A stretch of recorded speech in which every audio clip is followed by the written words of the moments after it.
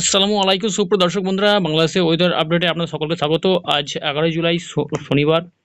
দক্ষিণবঙ্গ সহ উত্তরবঙ্গ এবং বাংলাদেশের প্রচণ্ড পরিমাণ বৃষ্টির সম্ভাবনা লক্ষ্য করা যাচ্ছে। বাংলাদেশে আজ দুপুর এবং বিকেলের পর থেকে বজ্রবিদ্যুৎ সহ ভারী বৃষ্টি রয়েছে। তার পাশাপাশি কিছু কিছু জেলায় নিচু এলাকাগুলিতে বন্যার আশঙ্কা রয়েছে, এমনটা জানাচ্ছেন আবহাওয়া অধিদপ্তর।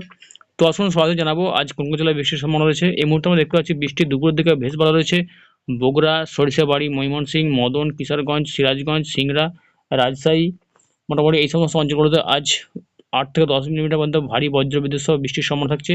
এর পাশাপাশি পাবনা, কাপাসিয়া, নাগরপুর, এদিকে রয়েছে ঢাকা, মেহেরপুর, শক্তিয়া, ফরিদপুর, লালগোলা, যশোর, খুলনা, শান্তিপুর, ফরিদপুর সমস্ত জেলায় কিন্তু আজ বৃষ্টির সম্ভাবনা বেশ ভালো রয়েছে। আগরতলা, তার পাশাপাশি যদি দেখা যায় মাথাবেড়িয়া, কলাপাড়া, খুলনা, বরিশাল, শ্যামনগর, এদিকে মতিরহাট, মাথাবেড়িয়া, ফিরোজপুর সমস্ত জেলায় আজ বজ্রবিদ্যুৎ সহ ভারী বৃষ্টির সম্ভাবনা থাকছে এবং তার সাথে 30 থেকে 40 কিলোমিটার গতিবেগে দমকা ঝোড়ো হাওয়া বইতে পারে।